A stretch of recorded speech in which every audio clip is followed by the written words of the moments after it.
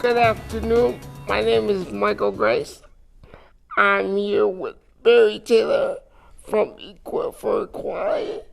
And today we're going to talk about the 3 consent decrees that affect persons with disabilities. So the first question I have for you, Barry, is what does Equip for Equality do? Sure. Hi, Michael. Great to be here with you. Equip for Equality is a private nonprofit organization, and we're designated by the governor to provide what's called the protection advocacy services for people with disabilities in Illinois. Basically, it means we provide free legal advocacy services for anybody with a disability in the state of Illinois. We have offices here in Chicago and then offices downstate in Moline, Springfield, and Carbondale. We have about 30 attorneys and about 50 staff overall. And the second part to the question is, how can people with disabilities contact you? So there are a couple ways to get a lot of information about our agency. One way is to go to our website, which is Equip for Equality, all one word, EQUIPFOR, EQUALITY.org, equipforequality.org. They can also call us at 312-341-0022. And second question is, why are there so many people that reside in nursing homes? You know, Illinois is a state that has more people in nursing homes and other institutions than any other state in the country. And it's not because our people with disabilities are any different than people with disabilities in any other state, right? So the real reason, I think, is politics. And I think it's the people who run the nursing homes, run the large facilities and institutions, have a lot of power over those in Springfield. And so for a lot of years, the folks in Springfield, the governor and the legislature, were influenced by that power and made the decisions to support those needs as opposed to supporting the needs of people with disabilities. We did a 50-state study to find out how states provided more integrated community services, what was the reasoning in those states. And what we found is there are 3 things that can happen. One is you have a motivated governor, 2, you have a motivated legislature, or 3, you have litigation, bringing court cases. And in Illinois, we didn't have a motivated governor, and we didn't have a motivated legislature because of those political powers that I mentioned before. So we had to turn to factor number 3, litigation, and that's why we brought the cases that we're going to talk about today. And what does the law say in regards to people with disabilities being able to live where they want? Yeah, great question. So in 1990, as I'm sure most of your viewers know, Congress passed the Americans with Disabilities Act. And in the Americans with Disabilities Act, at the beginning, it talks about a lot of different things, the history of discrimination against people with disabilities. And one of the things that said was that historically, people with disabilities have been segregated, separated away from other people with disabilities, and that was a form of discrimination. And after the ADA was passed, the Department of Justice was designated to implement certain parts of the ADA, and they had to do what's called pass regulations. And in those regulations, one of the things they said was that people with disabilities should be served in the most integrated setting. And that was what the ADA required.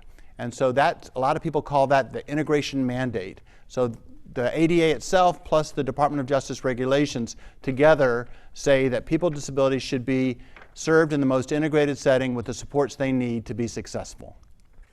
And why are there 3 different consent decrees? Well, I think to understand that, we have to look at what happened after the ADA was passed. And the main thing that happened was that 2 women, Lois Curtis and Elaine Wilson, were in institutions in Georgia, and they didn't want to stay in those institutions. So they filed a suit under the ADA that's now called the Olmstead decision. And that case went all the way to the Supreme Court. And in that case, the Supreme Court said that unjustified institutionalization in and of itself is discrimination under the ADA. And I think that was really a historic day in 1999 when the Supreme Court held that, 20 years ago this past June, because it was basically saying that separate can never be equal. And for a lot of us in the disability community, we think of the Olmstead decision as sort of our Brown versus Board of Education, that separate can never be equal, whether it's because of your race or because of your disability. And so it was when that case was passed and decided that we decided that we wanted to use that decision to make change in Illinois. So for a number of years after that case was decided, we tried to work collaboratively with the state, and we really didn't see any change. And so on the 5th anniversary of the Olmstead decision in 2004, Equip for Quality, Access Living, ADAPT, a lot of different organizations sent a letter to Governor Blagojevich saying, we want to work with you, we want to make change. And tellingly, we didn't get any response to our letter. So what that told us, Michael, is that the only way we were going to get change in Illinois was to file a lawsuit and force the state to do what it was not willing to do voluntarily. The challenge, though, was we couldn't really bring one lawsuit, and this gets to your question. We had to bring 3 lawsuits because the way the laws work, when you're bringing a class action lawsuit, you have to show commonality among the class members. And because we had people with different types of disabilities located in different settings, we had to bring 3 different cases. Let me briefly tell you about the 3 different cases so people understand, and then we can maybe dive deeper into Colbert. Okay. So the first case we brought was called Ligas, and that was on behalf of people with developmental and intellectual disabilities living in large private facilities across the state. There are about 6,000 people who were living in those facilities at the time we filed in 2005.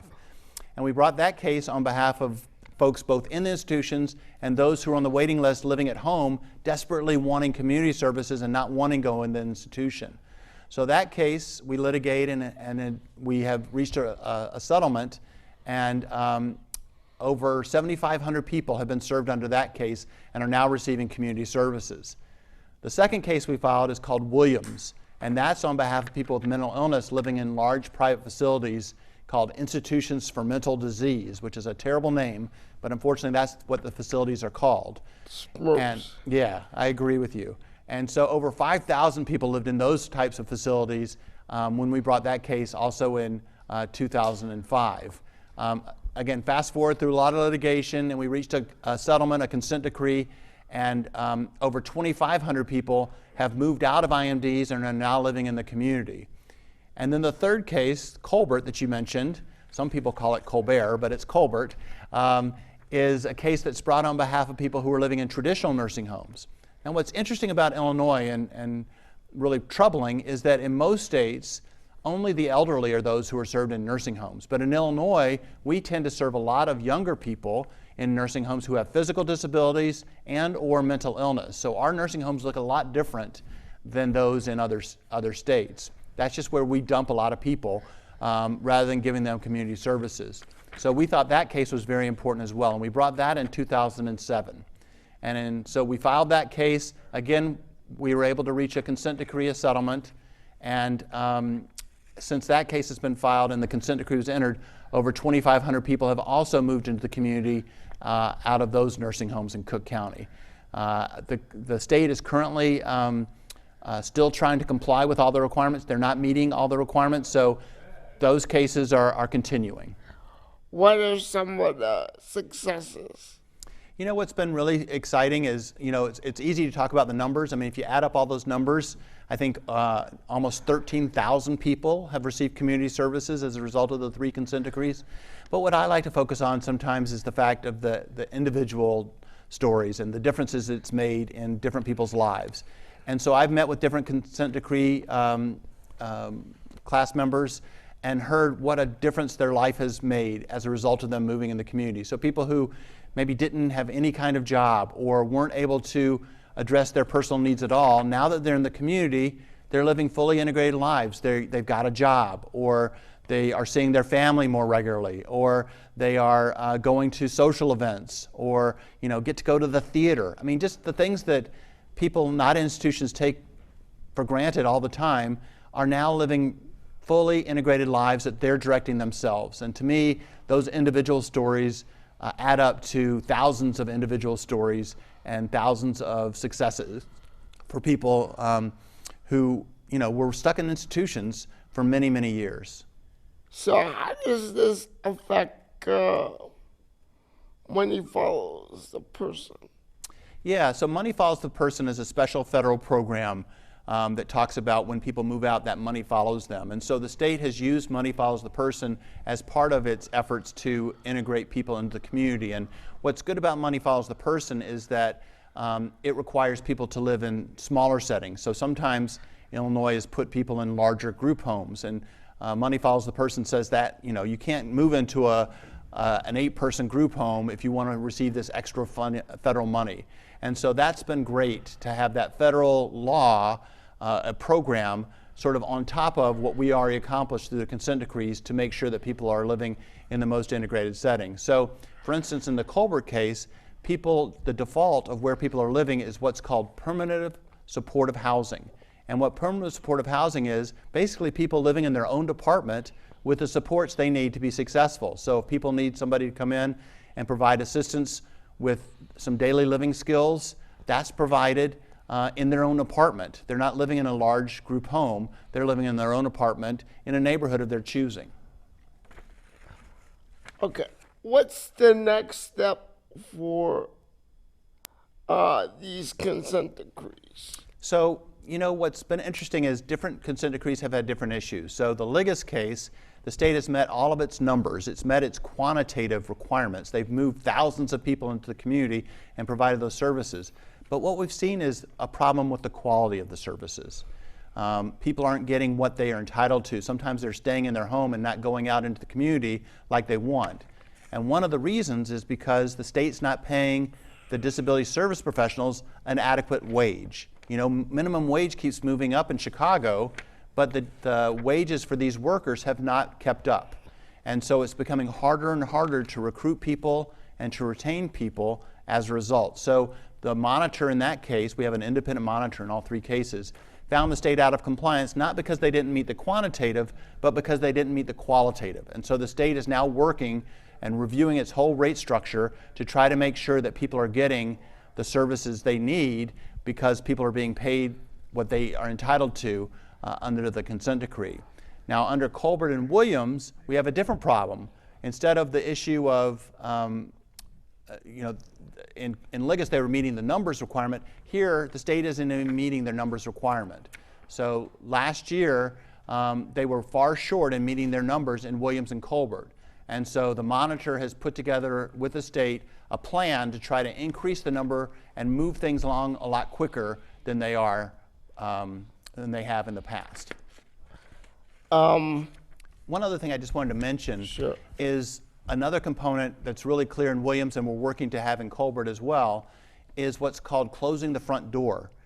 A lot of times people just go into nursing homes and they get stuck, right? Or they have to go into nursing homes in order to get the Colbert or Williams services.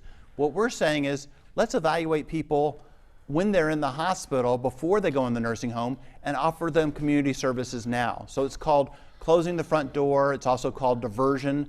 And so that's a really important component as well. The other thing I just wanted to mention real briefly is that in the Colbert case, the state said, we want to make sure this isn't going to cost too much money. And so we had a special study done under the consent decree called a cost-neutral plan study.